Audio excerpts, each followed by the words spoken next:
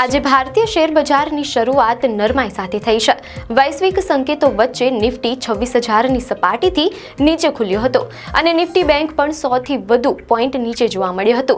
જો કે બજાર ખુલ્યા બાદ નીચા સ્તરેથી સુધારો કરીને નિફ્ટી ફરી 26,000ની ઉપર પાછો ફર્યો છે। આજના સત્રમાં રૂપિયો ગઈકાલના $88.24ના બંધ ભાવ સામે $88.32 પર ખુલ્યો છે।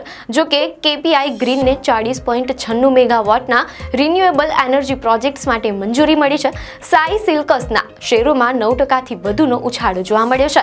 બીજી તરફ કેનેરા રોબેકો, એએમસી અને બાટાના ત્રિમાસિક પરિણામોની અસરને કારણે તેમના શેરોમાં અનુક્રમે 10% અને 6% જેટલો ઘટાડો નોંધાયો છે। સૌથી મોટા સમાચાર એમસીએક્સ મલ્ટી કોમોડિટી એક્સચેન્જ તરફથી આવ્યા છે, જ્યાં ટેકનિકલ ખામીના કારણે ટ્રેડિંગ 2 વખત મોડું શરૂ થયું હતું। આવી જ ન્યૂઝ અપડેટ માટે ધ લોકસત્તા પેજને ફોલો કરો।